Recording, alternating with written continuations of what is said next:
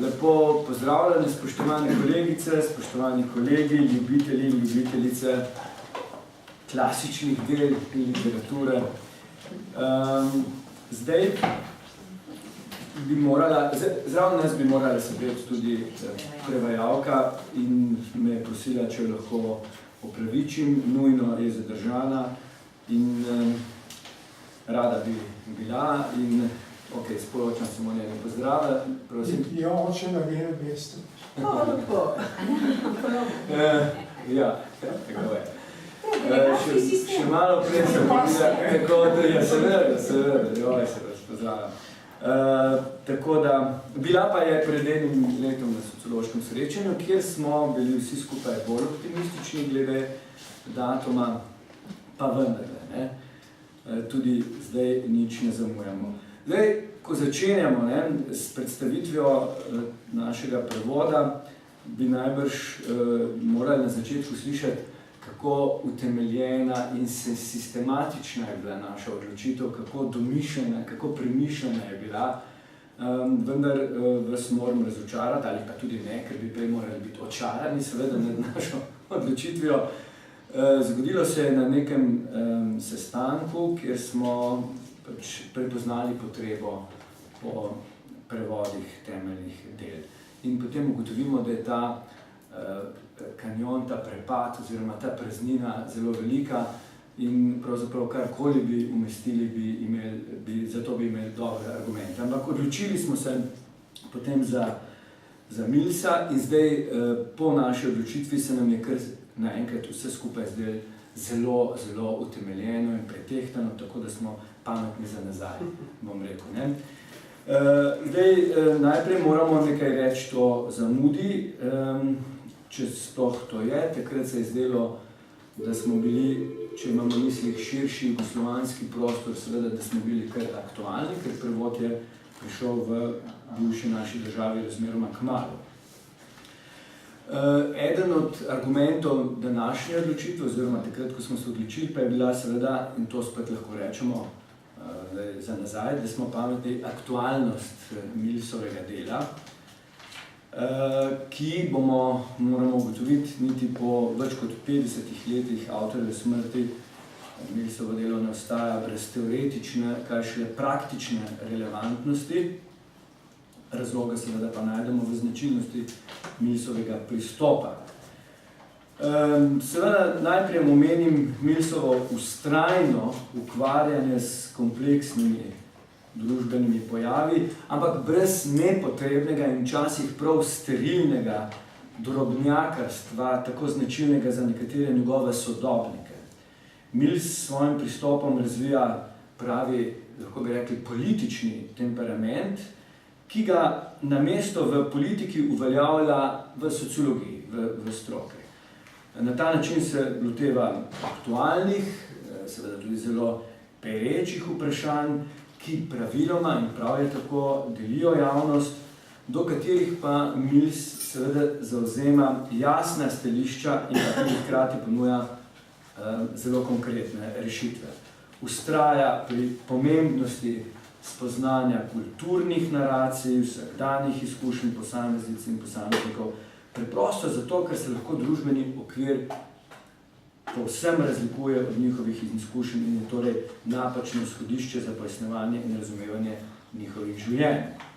Druga, zdi se mi zares bistvena značilnost Millsovega sociološkega dela, je njegova, rekel bi, zadržanost do ukvarjanja s splošnimi sociološkimi zakoni, ki naj bi veljali za vse družbe, za vse epohe in s katerimi se ukvarjala ambiciozna, teoretična sociologija, začenši s Comtom, Spencerjem, pa vse do Parsonsa, pa Gurviča in lahko bi še naštel. Mills svojo skorajda averzijo do superteoretikov izrazi z odločnim prepričanjem, da gre pri tovrstnih teorijah bolj ali manj za prazne špekulacije, kot reče. Napaka, ki jo teoretiki pogosto zagrešijo, je po njegovem mnenju, da neke prehodne trende razlagajo kot trajne lastnosti dobe, v katerih živijo ali pa živimo. Sam seveda zagovarja sociologijo kot empirično znanost, ki se ukvarja s proučevanjem konkretnih zgodovinskih družb. Kmalu bom končal. Prav, zanimanje za zgodovino pa je naslednja značilnost njegovega dela.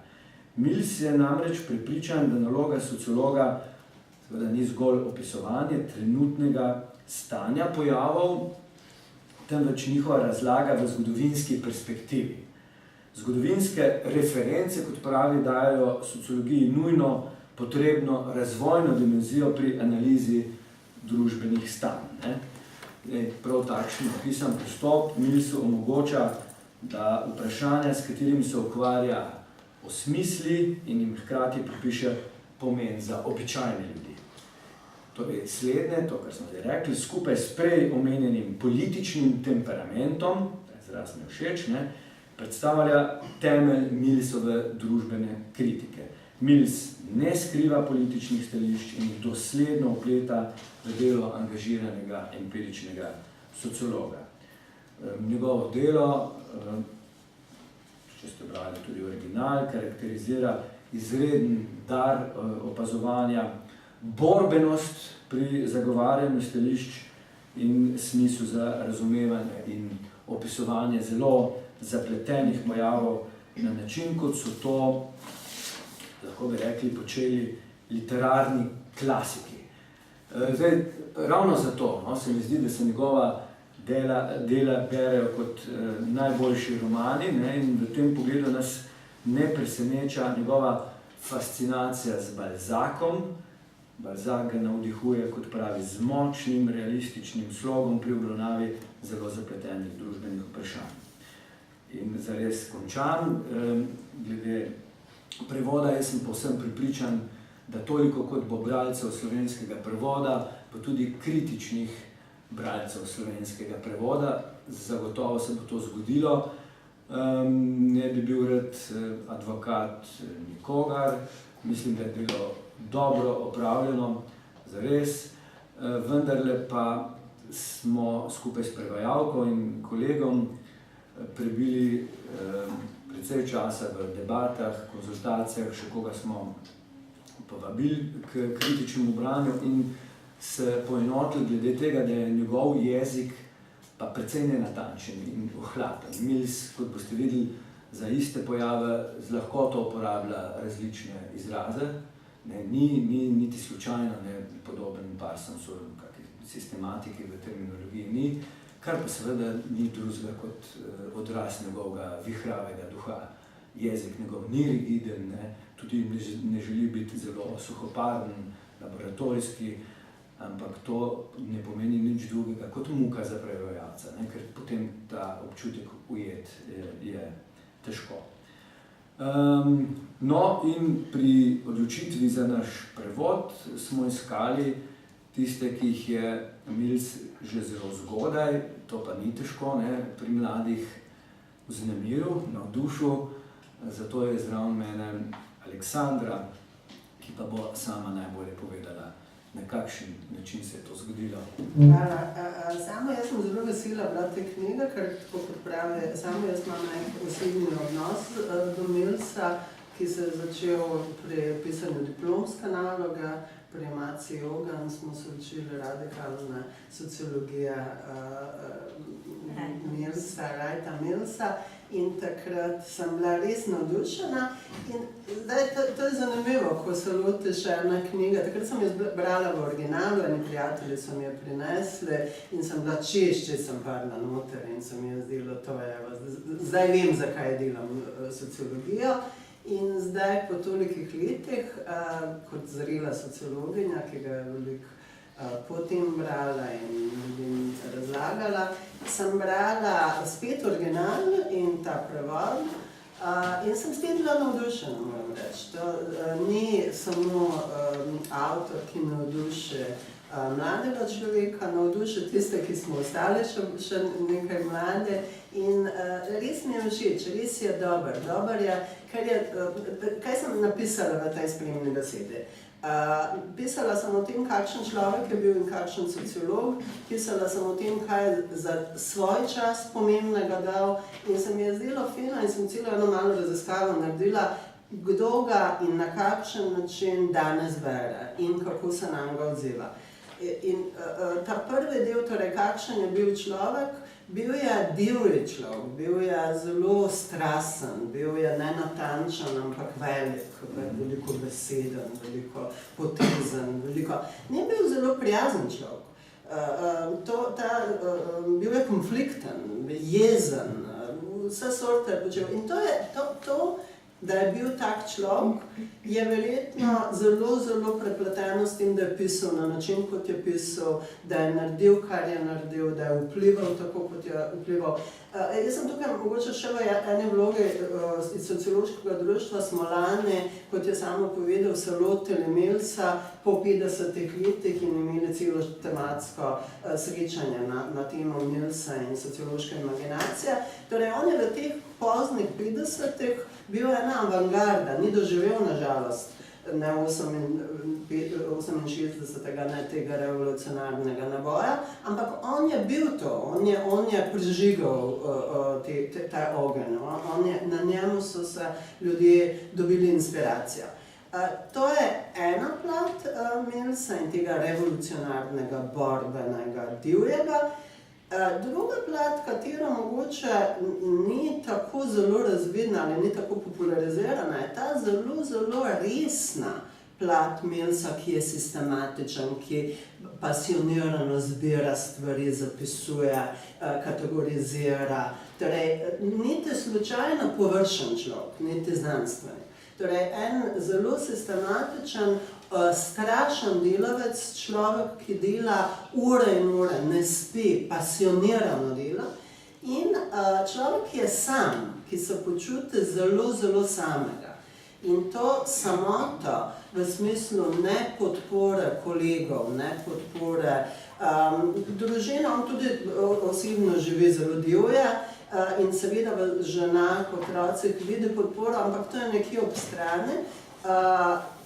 Pogovarja se z sorodniki in klasiki, pogovarja se dejansko, pogovarja se namišljeno z prijateljem, tovarišem, s katerim ima dialog. Torej, on je človek, ki se, to sem si tukaj, to se mi je zdelo fino, pravi, vedno sem bil intelektualno, politično, moralno osamljen. Nikoli nisem doživel tega, kar drugi imenujejo bratovščina. Z nobeno skupino, pa naj bo še tako majhno, ne akademsko, ne politično. Z nekaj posamezniki, to ja, ampak skupino naj bi bila še tako majhna, ne. To piše tovarišu, torej izmišljenemu prijatelju. To se mi zdi zelo pomembno. Torej, on je človek, ki je v dialogu, ta dialog eksplicitno poudarja svojo hvaležnost Weberu, Marxu, klasikom, pove, kdo ga je zgradil, zakaj je tako, kot je. Torej, zelo pošten sociolog, zelo pošten znanstvenik.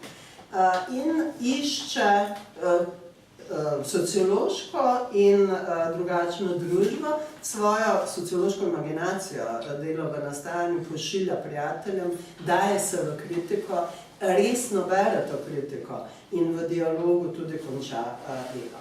Torej, to je Mills. Mills je, kar mi je takrat bilo všeč in danes, ko iščem, ko mogoče sem sama nezadovoljna z vso metodologijo, ki jo uporabljam in uporabljamo, ko razmišljamo o etičnosti, o namenu, o tem, zakaj smo v sociologiji in kaj je naše poslanstvo.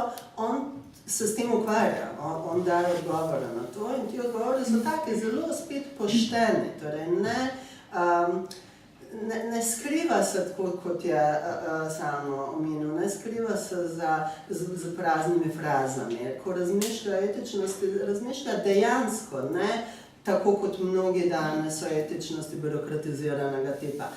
Zelo je pošten, zelo odgovoren in pravi, se to vsi veste, kaj je sociološka imaginacija? Sociološka imaginacija je to, da delamo kot odgovorni sociologi, da analiziramo, da razumemo in s tem dajemo osnovo, da se nekaj izboljša.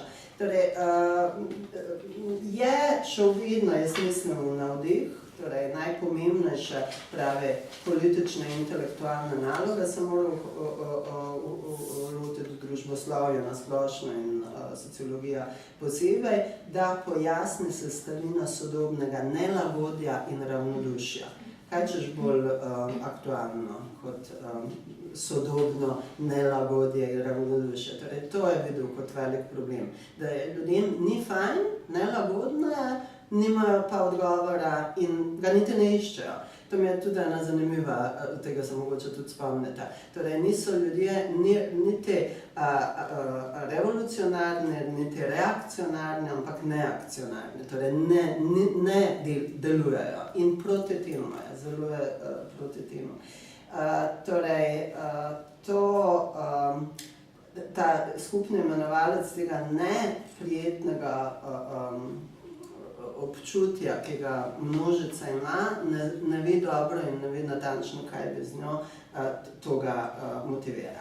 Zdaj, nekaj si povedal o metodologiji, torej ena od njegovih zahtev je preseganje te namišljene, navidezne in nedejanske objektivnosti. Torej, ko on govori o objektivnosti in nepristranskosti v sociološkem delu, govori o potrebi visokih profesionalnih standardov, sistematičnosti, preverljivosti, ampak svojega, kot rečeno, političnega erosa in politične definiranosti ne skriva, nasprotno, deklarira se, jasno pove, kje stoji, ker prave vrednote imajo pomembno vlogo pri izbiri problemov, ki jih vključujemo, vključene so v nekatere ključne koncepte, ki jih uporabljamo, formuliramo zelo feministično zveni teh problemov in vplivajo na potek njihovega reševanja.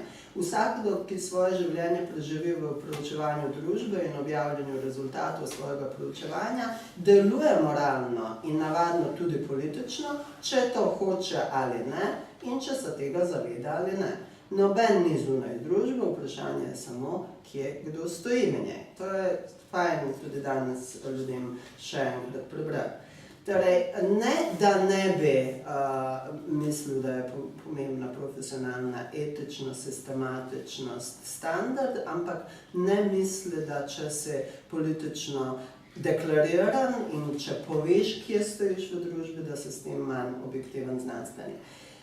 Ko sem brala zdaj drugič, sem brala ene stvari, ki sem jih takrat počrtovala, ampak nisem dobro razumela, danes pa boleče dobro razumem. Govori namreč o univerzi. Govori o tem, kako se univerzitetne elite spremenjajo. Govori o nečem, kar res takrat sploh nisem vedela, o čem govori, danes pa, kot rečeno, res dobro poznam.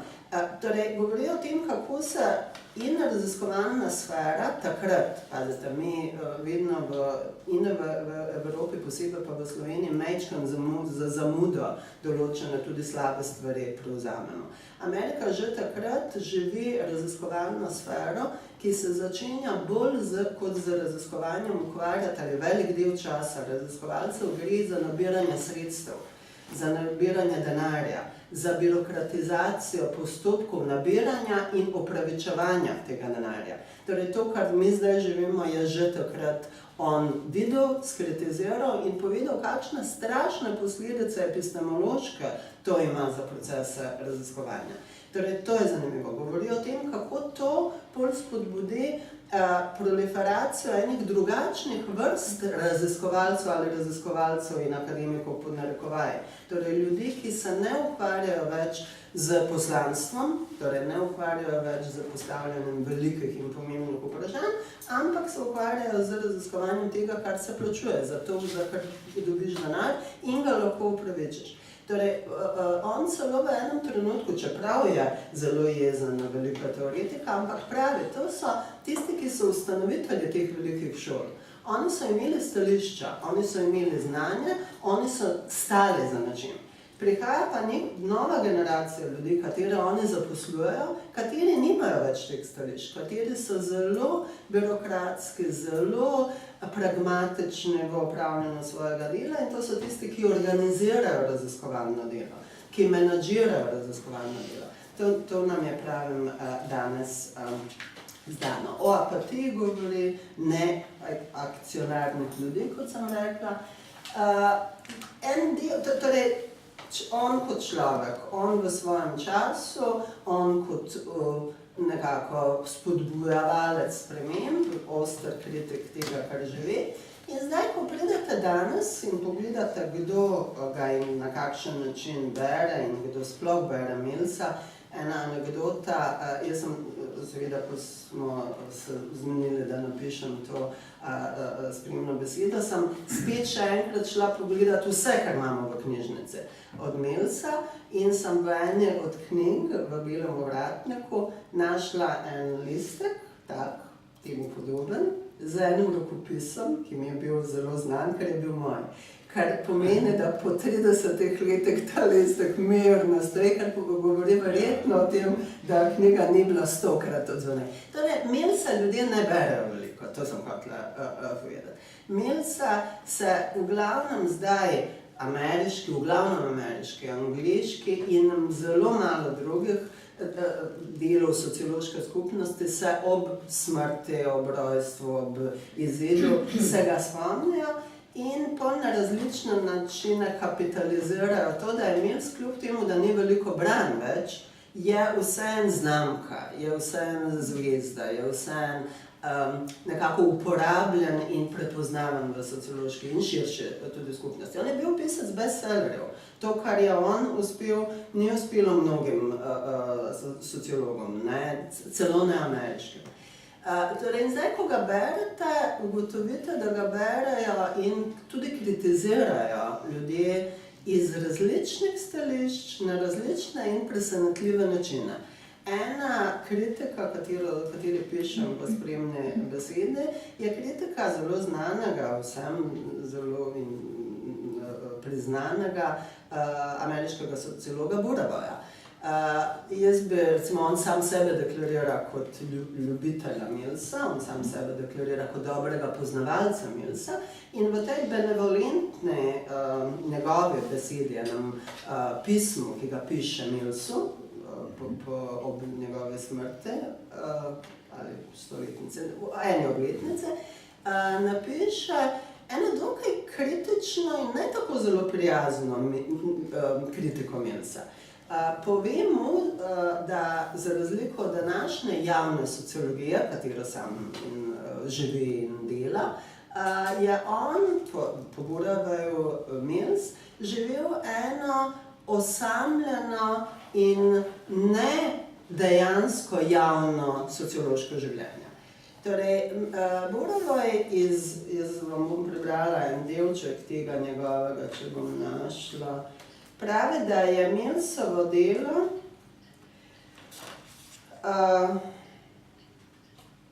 ne bom zdaj iskala, ampak da je Millsovo delo oddaljeno od dejanskega življenja.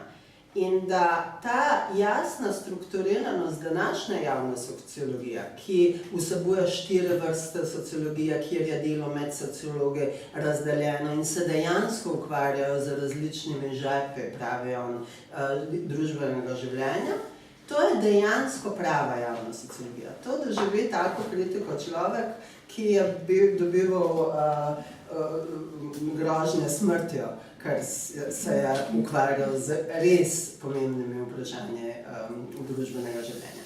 Torej, zelo različne odzive doživlja Mills in ob teh odzivih lahko premišljamo, v kakšnem stanju in kje je sociologija danes. Torej, koliko od tega, kar je bilo radikalno v času Millsa, je mogoče radikalno tudi danes.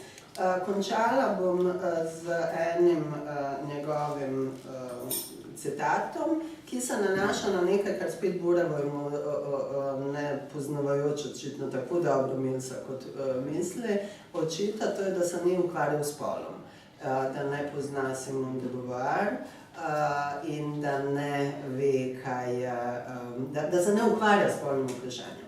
In to ni res. In v bran Millsa vam preberem, kaj on napiše v Darling Women, the Darling Little Slaves.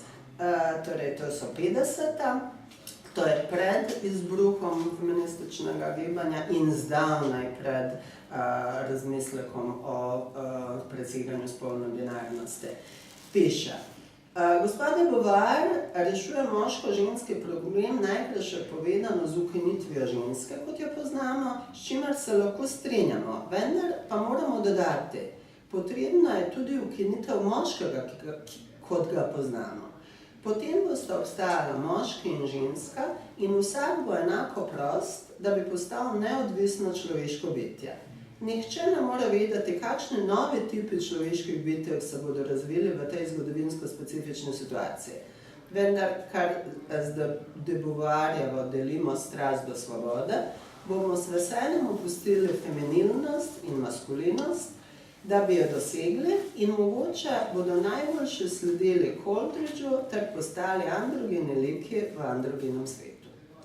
Torej, nič od tega, da ne bi poznal Beauvoirjeve, nič od tega, da bi bil moško-središčen, šovinistično usmerjen. Čeprav v privatnem življenju o tem ni bil vzorni aktivni oče, mogoče, ampak... Motorist. Ja, motorist. Evo, toliko za enkrat, bom z veseljem pa še bodevati, kaj pomeni. Hvala, Aleksandra. Seveda smo si ta današnji dogodek zamislili tako interaktivno, dialoško in nikakor ne pedagoško ex katedra. Zato seveda vabljeni takoj k posegom v našo debato. Mogoče pa po vsem tem, kar Aleksandra povedala, rečem samo eno zadevo, ki se mi zdi v njegovem delu intrigantna, tudi za publiko. Tukaj še posebej Maco gledam, Maca pa stran.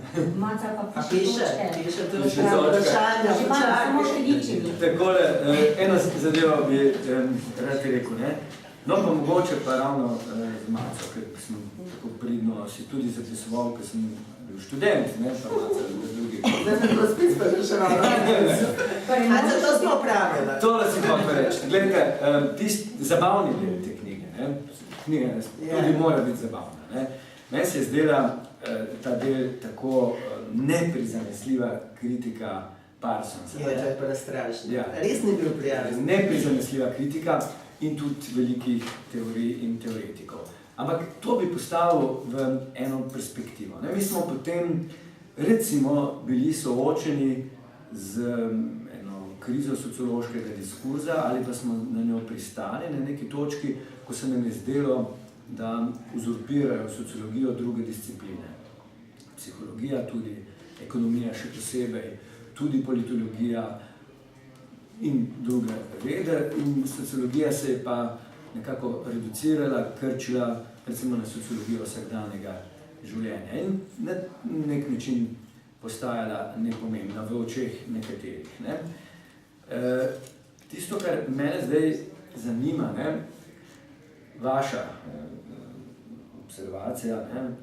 Ali je bila ta kritika velikih socioloških teorij v luči tega, kar sem rekel, ne? Mogoče pa preveč neprizanesljiva.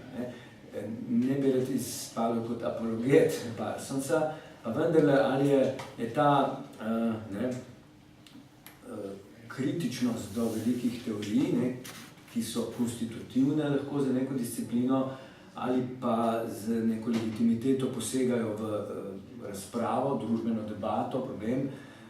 Jaz sem se, sami ste se zanesljivo tudi kdaj soočili, ko nekdo reče, pa kaj pravzaprav imate vi zapovedati sociologi? Vse namesto vas lahko to povedo ekonomisti, politologi, psihologi, ne? In tudi zares vidimo, ne? Kako se recimo ekonomija sociologizira, tudi psihologizira. Ne? Tako, ne? Imamo zadnje Nobelove nagrade za ekonomijo skoraj, da niso več ekonomske, ne? Posegajo v področje. In ali se je to lahko zgodilo tudi zato, ker smo bili mi sami na neki točki preveč, kaj naj rečem, odpustljivi ali pa opuščali ambicijo po velikih teorijah in razlagah. lahko razmišljamo v tej smeri ali ne? A je bil torej Lahko razmišljamo in morali bi veliko pogosteje razmišljati o tem. Najprej je vprašanje, na katerega bi morali odgovoriti, katere velike teorije so tiste, na katere se splača pravzaprav okreti iz sociološke dediščine. Bom pa začela tam, ker sem mislila pravzaprav nehati. Namreč leta 1973 sem delala, jasno morala sem delati po zahtevah nadrejenih raziskavo o sociologiji in potem sem jo zelo, zelo resno vzela in sem anketirala vse 3 kategorije sociologov, tiste, ki smo bili šolani v prvih letih izobraževanja sociologije na Filozofski fakulteti, potem tiste, ki so pa prišli v sociologijo iz drugih strok, iz prava, predvsem iz psihologije in tako naprej, iz filozofije in tako naprej. No in v tisti raziskavi je eden od takrat in še tudi danes in kasneje zelo čislenih sociologov in v bistvu zelo, lahko bi rekla, močan usmerjevalnik sociološke imaginacije na Slovenskem. Jaz sem spoznala po vrsti zanesljivih indikatorjev, kdo to je, ampak bom molčala o imenu, napisal, da bi se moral vsak sociolog, torej iz Slovenije, šolati, izobraževati in izgledovati pri Talbotu Parsonsu. Mills je bil v tistem času pri nas in še mnogokrat kasneje pravzaprav zavračan na podoben način, kot so ga zavračali sodobniki v Združenih državah Amerike. In zdaj grem k tisti točki, samo na kratko. Millsa so na najrazličnejše načine zasramovali javno. Ena od takih zmerljivk, ki je bila zelo pogosta za vse tiste sociologe, ki so kakorkoli usmerjali svojo sociološko raziskovalno in publicistično dejavnost v realne probleme konkretne družbe v Združenih državah Amerike. Torej, ta zmerljivka je bila žurnalist, potem da je politično usmerjen, ideolog in tako naprej. Podobno se je dogajalo tudi tukaj. Zasramovalo se je ljudi, ki so poskušali tako imenovano public sociology, javno sociologijo, ki bi dajala pravzaprav svoje znanje za to, kot si ti povedal, da bi se izboljšala kakovost življenja, so bili zasramovani. Zaradi tega, ker zdaj pridem pa na tisto eno drugo točko, ker kaj je bilo razumljeno in pod kakšnimi spoznavnimi oziroma epistemološkimi imperativi, kaj je bilo razumljeno kot edino znanstveno. Torej to, kar se je pravzaprav več kot pol stoletja utrjevalo in to zelo sistematično, ne samo v ameriški, ampak tudi delno v evropski sociologiji, je bilo, kaj je znanstvena sociologija in končno Parsons je veljal v 50-ih letih, ko je Mills nastopal, je veljal kot tisti lučenosec, ki je končno prinesel sociologiji znanstvenost, ki je končno dokazal, da začetne, recimo Durkheimove enačbe, socializem, sociologija in tako naprej, ker je še malo taval v začetku, da to ne gre skupaj in tako naprej. Ampak torej, takrat to je bilo povezano s tem, kar je tudi veljalo, in če odprete enciklopedije iz tistega časa, boste videli, da je veljalo načelo etične nevtralnosti in čim večje distance do celovite realnosti. Torej, pazite zdaj, kam pelje potem takšna spoznavna, kako bi rekla, strategija? Se ve, ne? To so bile potem te velike teorije. No in zaradi tega pravzaprav, ker je ta glavni tok sociologije, ki pa je na najpomembnejših univerzah veljal kot nevprašljiv in kot zgled za celotno svetovno sociologijo, torej zaradi tega je Mills, ki je skozi drugačno optiko, takole preprosto povedano, s prispodobo, gledal na konkretne razmere, torej on je bil lahko potem jezen. Jezen je bil lahko tudi zaradi tega, kar je lahko prebral od nekaterih redkih, kot on ve, prijateljev. Mogoče v zvezi s tem še ena stvar. Torej, to je bilo izpostavljeno, ne, da je on odkrito priznaval svojo politično usmerjenost oziroma držo. Mislim, moramo se kot sociologi zavedati nečesa. In jaz sem tudi v svoji dizertaciji pred več kot 40 leti, pred 42 leti, citirala ravno to, kar je tudi prej povedala Aleksandra, namreč o tem dejansko političnem delovanju. Torej, politično delovanje ali pa lahko vzamete tudi neko idejno ali ideološko prežetost, je dejansko mogoče najti v vseh delih. Vprašanje pa je, ki ga je Mills zelo lepo razrešil, s tem, da je zahteval odkritost, torej ali se to prizna ali pa ne. Ključno pri formiranju sociologije v prvi konc 19. in skozi prvo polovico 20. stoletja je bilo to, da se je eksplicitno, da so se ključni nosilci, producenti sociološkega znanja eksplicitno odmikali oziroma izključevali iz politike. Torej, eno je sociologija, čista znanost, drugo je politika. Ampak pazite, takšno eksplicitno izključevanje je bilo potrebno ravno zato, da je lahko sociologija kot čista znanost potem dejansko delovala na afirmacijo in utrjevanje obstoječega reda.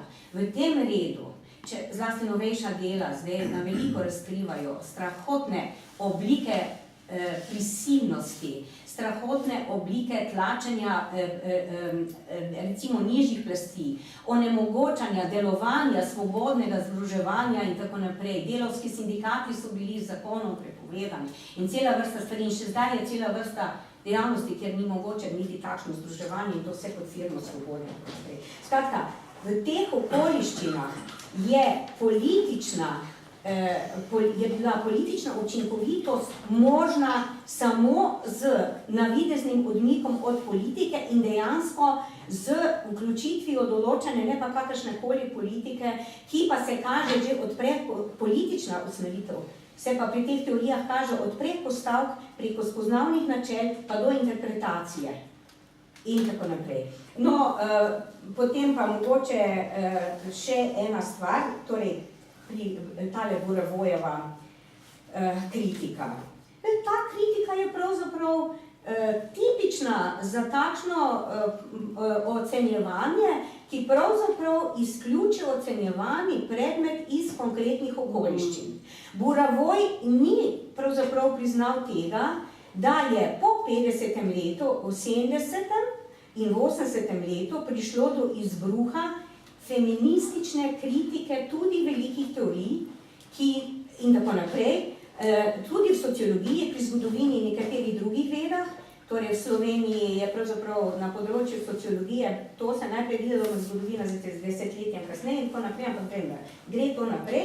Torej, tega ni upošteval, tudi ni upošteval, da je Mills vplival na več kritičnih sociologov, takih, ki so odkrito, recimo, pisali tudi o izrazito, bi lahko rekli, militaristično in vojno-producentske naravnanosti ZDA. S tem recimo, da so opozarjali na to, po vietnamski vojni, ko so se vedno nove vojne pravzaprav spočenjale s spočetjem velikih ZDA, da ZDA potrebujejo večna lovišča. Večna lovišča, imeli so jih, vemo dobro, in jih še imajo in tako naprej. Skratka, cela vrsta razlogov je bila, ki bi jih pravzaprav Buravoj lahko upošteval, ne pa da svojo javno sociologijo nekako kot neko nedolžno deklico, ki je zrasla od svetega duha kritičnega, potem razglaša kot nekaj novega. Javna sociologija, če berete tudi, jaz sem pa danes nalašč gledati recimo stare tekste sociološke 70-ih, 80-ih let, pa komu naj bi sociologija služila? Ne temu, da jo bo prakticiralo raziskovalno recimo 100 ljudi, pa da bo bralo raziskovalne rezultate 5 ljudi, od teh nobeden relevantni politik in tako naprej, ampak da bi se s sociološkim znanjem pravzaprav bogatila in širša javnost in se tudi ozaveščala o tem, pravzaprav, kaj je storiti večini ali pa tistim, ki niso imeli recimo oblasti oziroma legitimne moči, da bi se življenje izboljšalo. No in zdaj za konec, da ne bi izpadlo kot predavanje, ampak to je dejansko samo postavljanje pravzaprav tega v konkretni zgodovinski okvir. Ker je bilo končano s tem, s kritiko, da se Mills ni ukvarjal tudi s spoli. Vam bom pa prebrala en odlomek, ki sem ga vključila v svojo razpravo iz leta 1981, potrošniška usmerjenost in vprašanje emancipacije. In tukaj notri med drugim proti koncu citiram Millsa. Namreč takole, če dovolite, bom kar prebrala, ker ne morem imeti teh podrobnosti takole natančno spominu. Že v 50-ih letih je Wright Mills takole, torej to je pa izdela Elita oblasti, ki smo jo pa imeli v Ljubljani prevedeno že leta 65, je Wright Mills takole zaznaval vlogo žensk. Zdaj pa sem citirala Millsa, navajam. Med tistimi, ki jih Američani časti, se nihče ne pojavlja povsod v tolikšni meri kot mlado dekle. Kakor da so se Američani odločili, da bodo neprestano spopolnjevali svoj vsedržavni portret dekleta kot kraljice. Kamorkoli pogledamo, povsod nahajamo to gladko živalco. Včasih precej mlado in včasih malo starejšo, a vedno opevano, vedno fotografirano kot dekle vseh deklet. Prodaja pivo in cigarete, knjige in obleko. Vsak večer jo vidimo na ekranih televizijskih sprejemnikov in vsak teden na vsaki drugi strani revij in prav tako v filmih. Konec navedbe. Moje nadaljevanje, da je te fabula narator. Torej, o tebi govori zgodba in to zgodbo doživljamo. Mi pravzaprav sedaj v polnem razcvetu, začela se je pa ta zgodba že tudi prej in sicer v 80-ih letih in zato je še en stavek, s takšno gladko živalco, moj stavek, torej interpretacija, s takšno gladko živalco pa si pogosto pomagajo tudi naši, pod narekovajem, samoupravljavski ustvarjalci potreb s pomočjo reklame in takšna kraljica vihti bolj ali manj odkrito svoje žezlo pri ustvarjanju vzorca ženske v naši množični kulturi, torej slovenski. Konec. Ta zapis je star 37 let.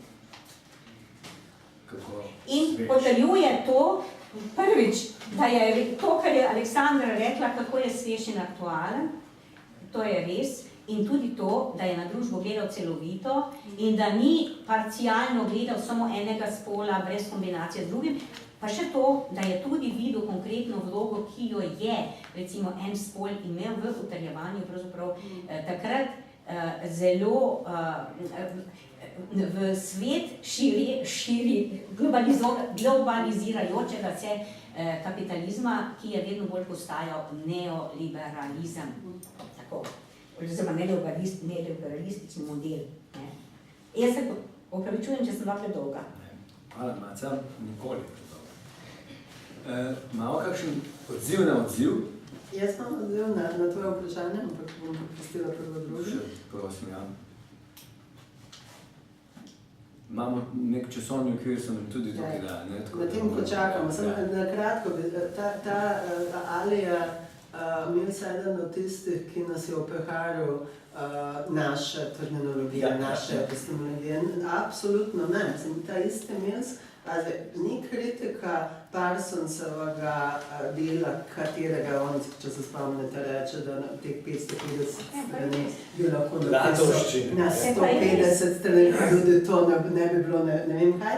To ne pomeni, da je on proti velikim teorijam nasploh. On je proti tej teoriji. On se prebija s težko muko skozi Webera, ga prevede in Weber res ne tako lahko za branje, ampak proti Weberu nikoli nič ne reče. Torej, on razlikuje velika pomembna gradnika sociološka teorija od tega, kar se pod narekovaji velikega teoretiziranja skriva prazno govoričanje, ki je samo sebi namen in ga zelo težko, z muko, lahko pripelješ v zvezo s tem, kar so dejanske družbene probleme. Torej, ne bi, moj odgovor je na tvoje vprašanje, ne.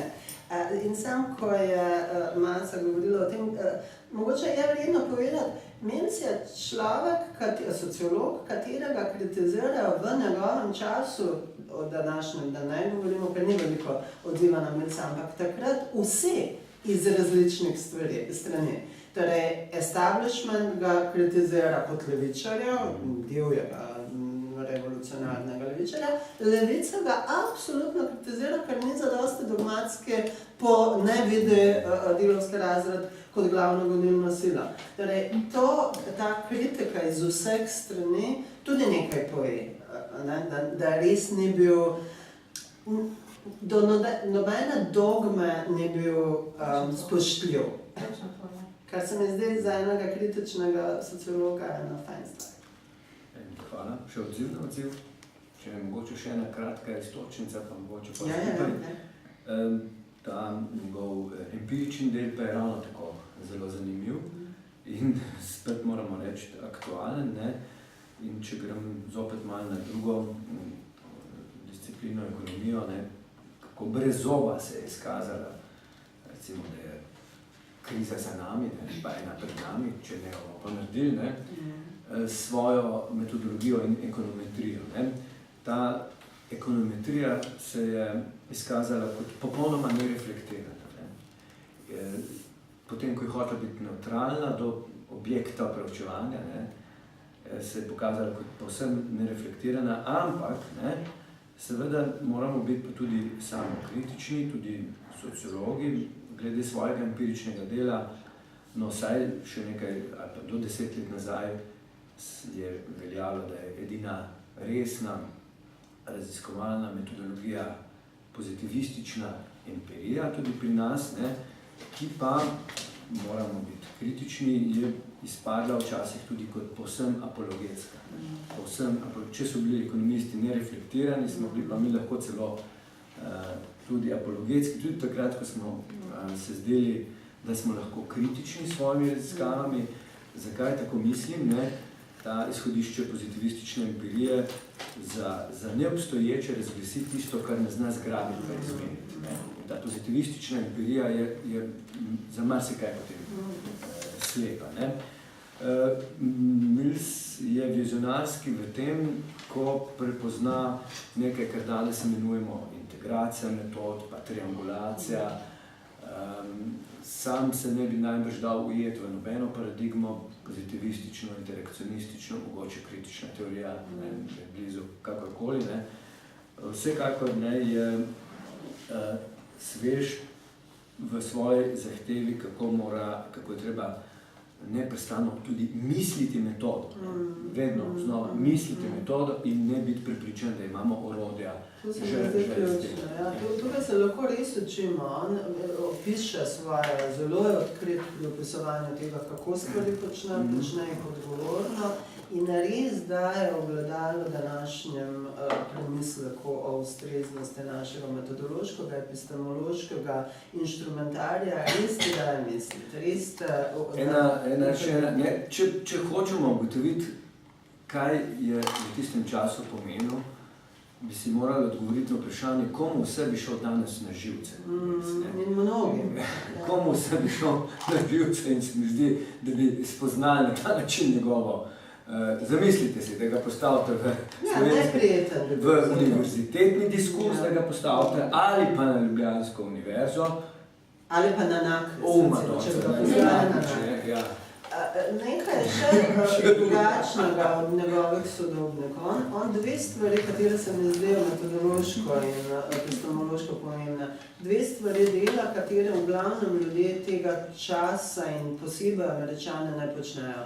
Ogromno bere neameriško literaturo in ogromno potuje in išče res, ko bereš te zapiske njegove, to je krasno, ker imaš ogromno tega biografskega in autobiografskega materiala v njemu. On išče, kjerkoli potuje in potuje pasionirano, ogromno, išče sogovornike in išče literaturo. Našega Gillasa hoče piše, daj mi džilasa, sliši, da je nekaj in hoče prebrati. Torej, on ogromno bere, Adriana, ne bere uporabno ameriško literaturo, ampak bere pasionirano veliko in se strašno trudi prebrati in hoče videti stvari in spoznati in na terenu ogromno terenskega dela opravi in takega pravega, resnega, poštenega. Prav spravlja v frustracijo vsako sociologinjo, ki se ji zdi, da mogoče bi se da moralo drugače delati od tega, kar nam je vsak dan delovne sociološki. Zdaj smo pa res prevečni, da govorila. Ja. Še kakšen odziv? Imamo zanesljivo malo. Jaz sem imel samo hitro vprašanje, ker je bilo tu govora o tem, da se je politično pozicioniral, a se potem tudi deklariral prav politično? Kot vobil se deklariral. Deklarira se kot pripadnik ene ekstremno delavskega gibanja sindikata. Torej, ne, on se ni deklariral politično v tem klasičnem smislu levice, desnice, zagotovo je bil levo usmerjen, ampak se deklarira kot človek, politično v širšem smislu, politično kot zauzimanje stališča, želja, da spreminjaš in da tvoje delovanje ima to interesno, da nisi odstranjen iz tega, kjer živiš. On koketira in se uči na Kubi, on išče, on bere Marksa, ampak še bolj prebere in razume in debatira o Marksu, ampak še bolj išče te alternative takratnem kapitalističnem sistemu, ki je živi in cveti, on išče alternative, v tem smislu je političen. Torej, potuje na Kubo, piše ameriški javnosti o življenju, politiki, usmerjenosti kubanske, postrevolucionarne situacije. Želi si, potuje v Rusijo, želi si razumeti, kaj se tam dogaja. V tem smislu je političen. Ni političen, da bi se učlanil v določeno stranko in tam politično deloval. Ne, nobenost, on ni pripadnik stranke. Ni tista praktična... Ne, on ni bil na nobenem položaju. Komaj preživi in to z mukom preživi akademski establishment, temu se upira. Torej, ni na ta način političen, ni praktično političen. Političen je kot način življenja. Berite sociološko imaginacijo, odgovor tudi na to, ki ga prej že Aleksandra omenila in z njega ponovila, je tam zelo jasen in zelo prepričljiv. Ja, to je res, da tudi, veste, jaz se tega spomnim, ko sem te predavala. Da vsak ima eno ideološko držo. Tudi če se delaš, da se, kar se ekonomija, ki jo te nenehno, posebej ta mainstream ekonomski, posebej od 70 let naprej, oni gradijo na tem, da so neutralni, de facto pa s svojim delovanjem, načinom raziskovanja in ugotovitvami dajo model, kateri absolutno ustreza na majhnem delu ljudi in potiska vse večjo bedo velik drugi del ljudi. Torej, neoliberalizem ni samo ideologija, je tudi podprt absolutno z znanstvenim, če damo v narekovaje, početjem mainstream ekonomske znanosti določenega obdobja, ki postaja, ki ima imperialno držo do vsega drugega družboslovja, nažalost. Zaradi tega še toliko bolj nevarno. Smo pri koncu? Vprašanje? Ko boš rekel, da je konec, imam še en stavek samo. Pa se prelevim v...